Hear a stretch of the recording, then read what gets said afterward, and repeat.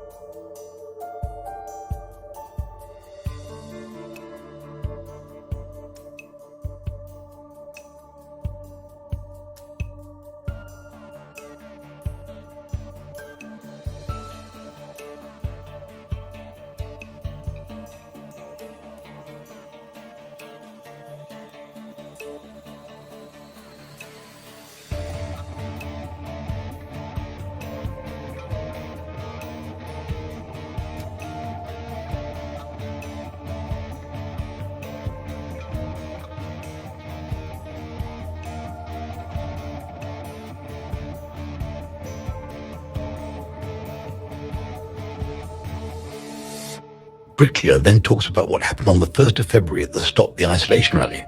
He tells organizers the speakers at the rally were part of a circus, that they had no meaning behind them, whatever that means. He said there needed to be politicians on stage. Well, there were politicians on stage that day. What is this man talking about? There was Howard Cox, Andrew Bridgen, Maureen O'Byrne, Gerard Batten and David Vance speaking on stage at the rally. So that makes 5 politicians on stage speaking at the event. Let's talk about the rally on Saturday, what I attended.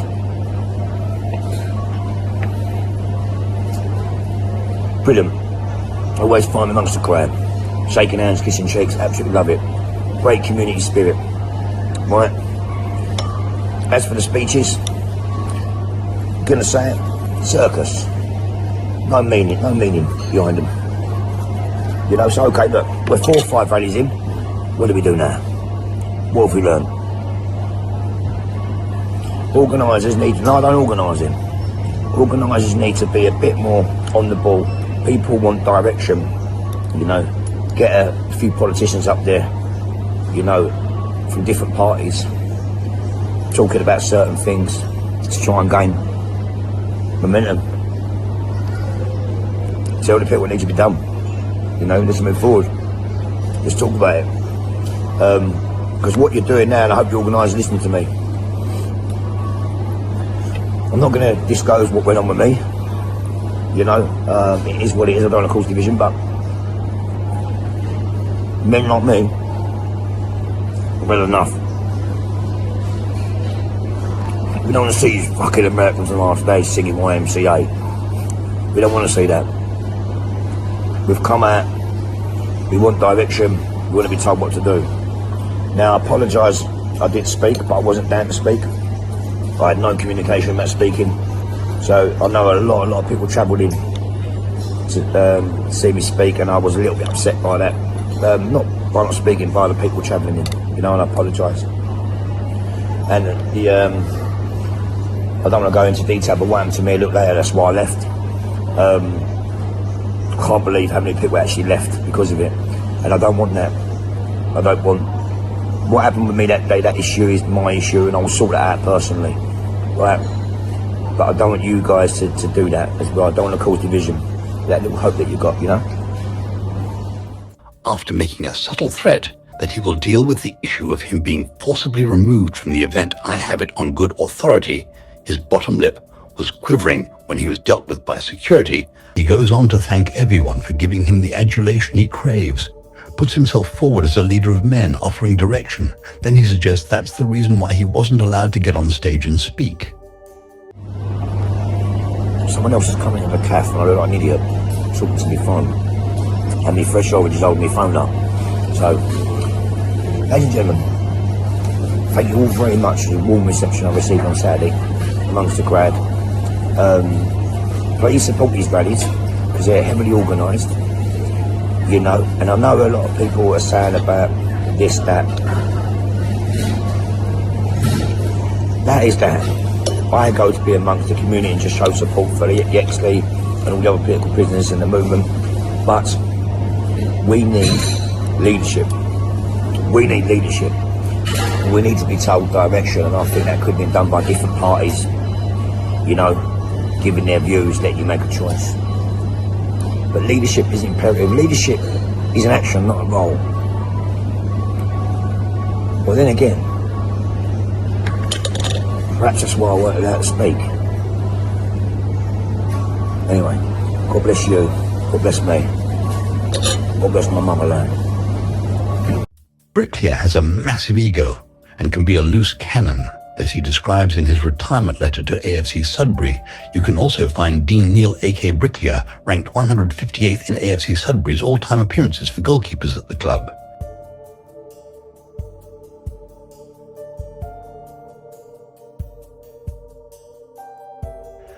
He managed to get on the pitch 19 times in total.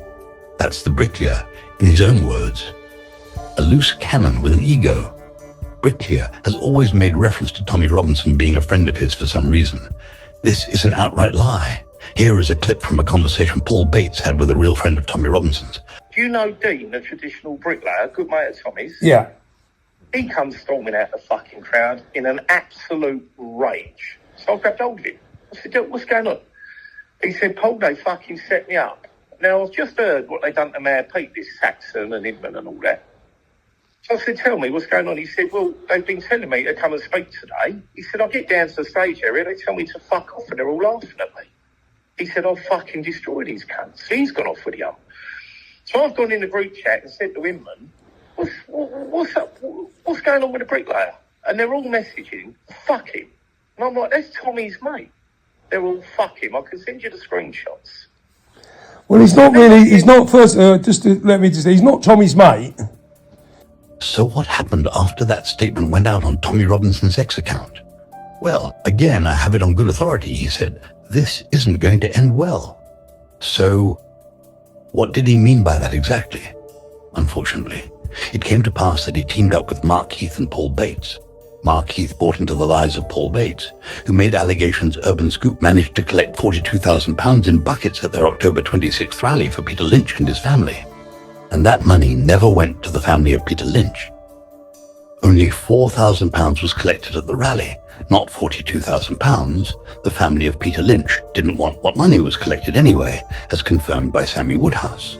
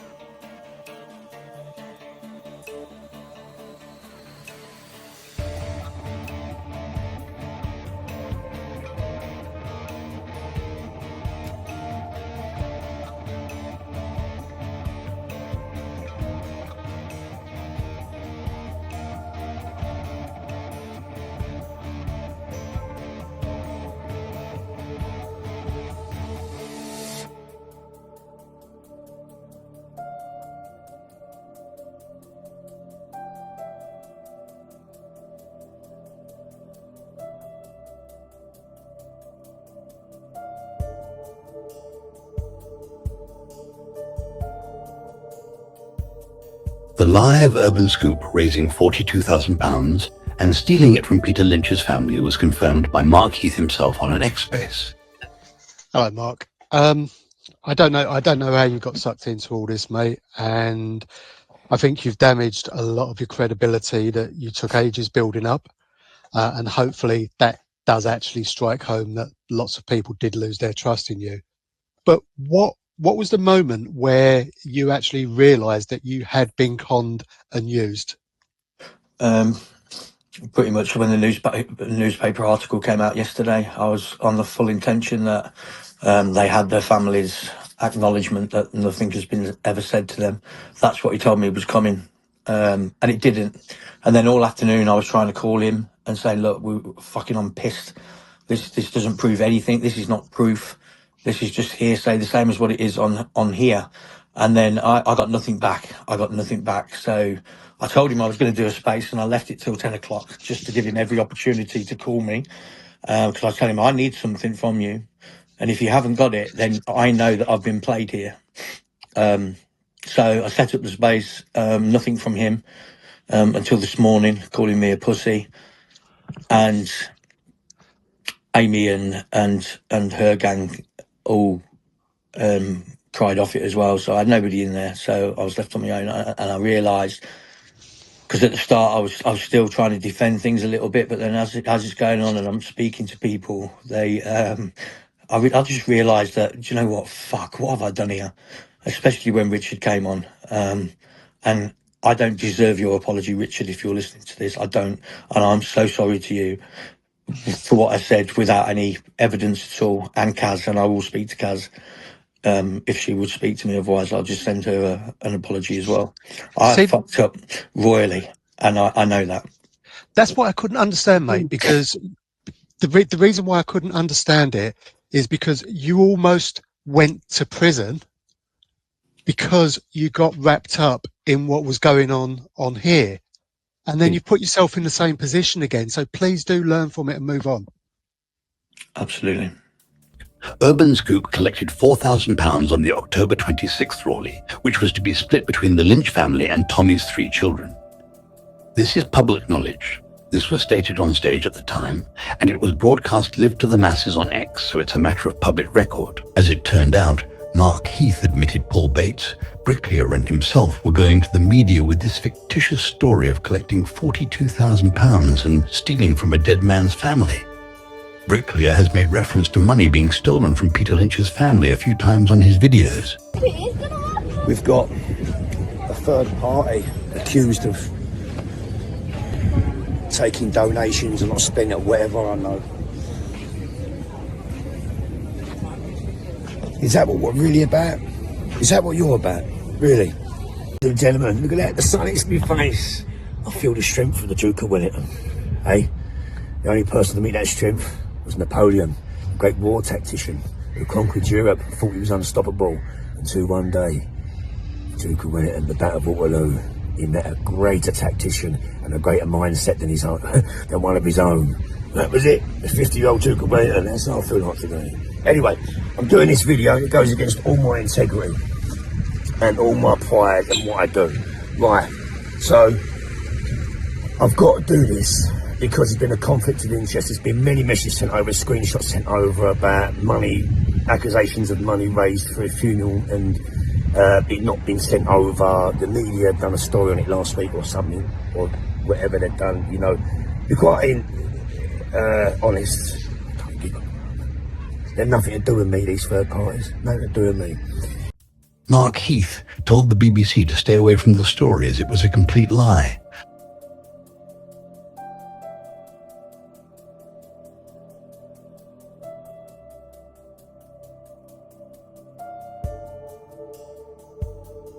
Mark Heath himself admitted he was used and lied to by Paul Bates about the money collected, that Paul Bates used his X platform to push a false narrative on his behalf. Mark Heath went on X Spaces for 2 days doing an apology tour, saying he shouldn't have done what he did. But the damage was already done. The vile lie had gained traction, which is exactly what Bricklayer wanted. His narcissistic fires of vengeance had been lit. He had retribution on his mind, and he didn't care how he got it. How dare he be called out for his shitty behavior, his threats against a female steward, and his expectations of getting on stage to give a speech being denied. The Sun newspaper went to print off the back of the hard work Bricklayer, Paul Bates and Mark Heath had put in. Here is the lie the Sun newspaper printed.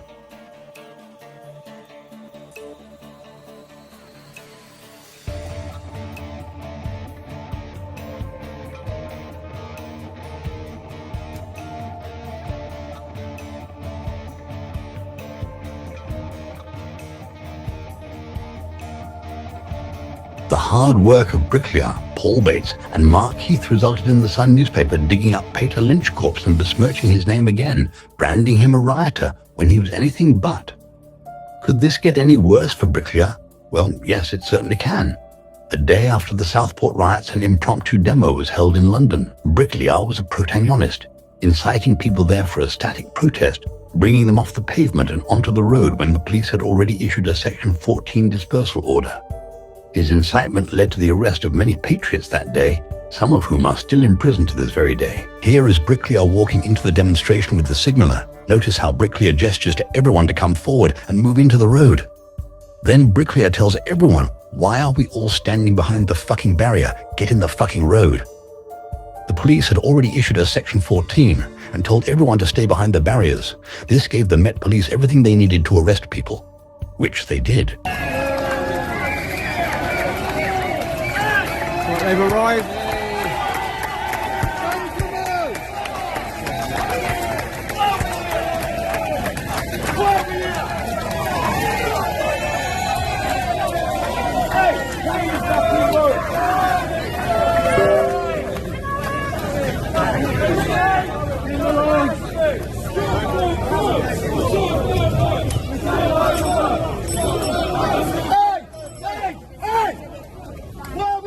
Behind the fucking barrier! Behind the fucking barrier!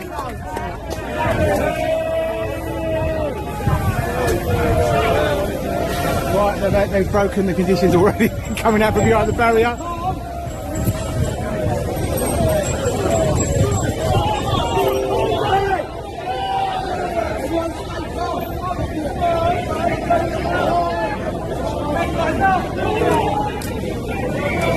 They're putting a call up, they're trying to stop them from crossing over the road.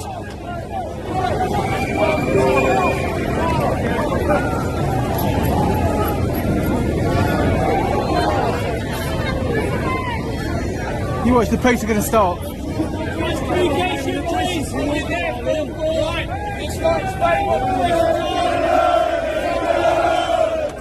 The signaller's proximity is always close to Bricklayer. He walked in with him, remember? And Bricklayer did everything he could to incite the crowd and get them revved up. On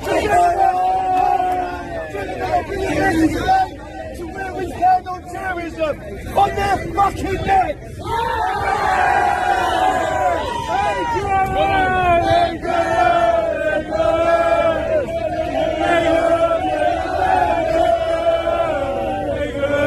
But it gets worse still.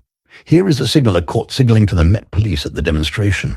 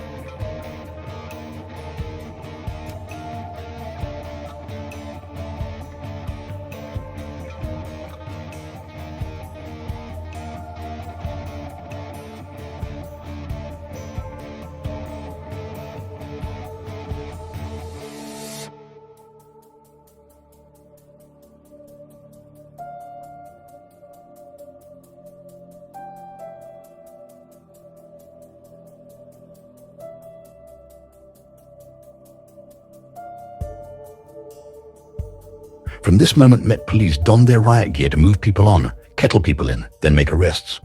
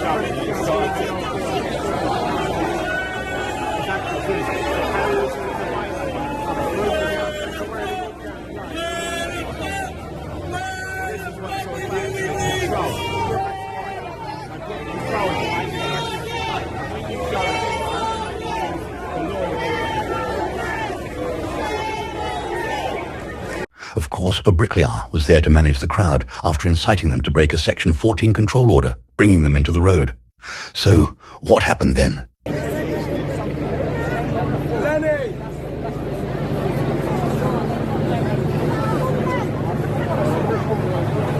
Yeah, they're identifying the ones they want to arrest.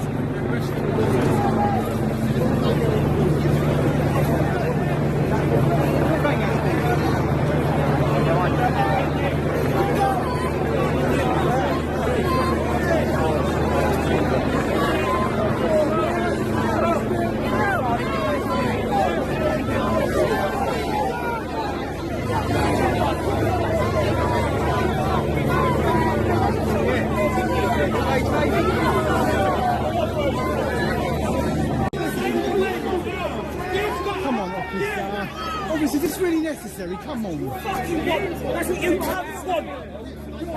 Fucking what you lot want. Cunts.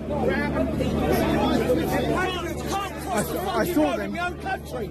Fucking silly cunt.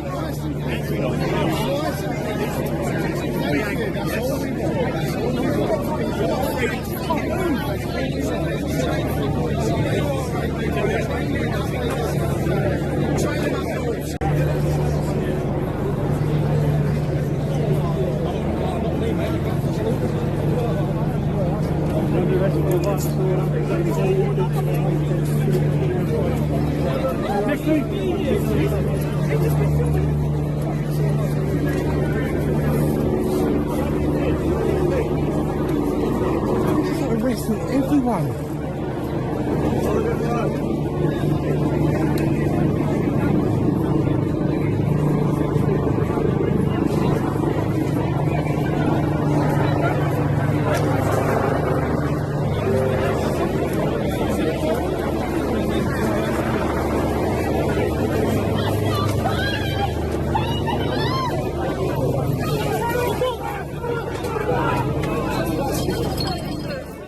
There were a lot of arrests that day.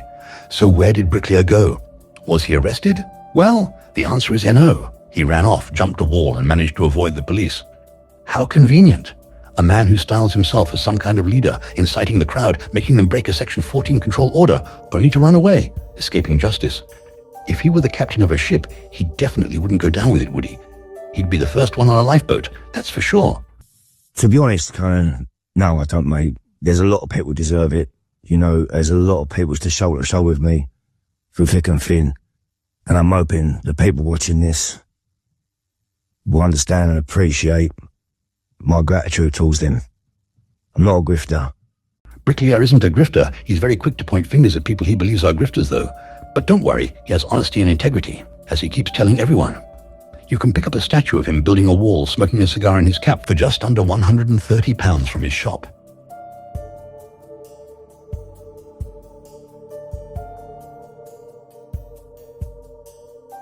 What an absolute bargain. The Bricklayer is a fool, a caricature, something as fake as they come, as fake as his Ray Winstone accent. Would you follow a man who hangs off traffic lights for clicks and likes on social media? And now we move on to the despicable behavior of an individual with an equally huge ego. There is this man who lays bricks, who wears a Peaky Blinder cap, wears a beard, and whose voice is literally 2 octaves lower than 2 years ago. This reinvented individual has sprung up in the movement, hanging from lampposts and traffic lights to lend his voice to those with ears to hear, to outstretch his strong arm to those who will grab it, while blessing himself in his motherland.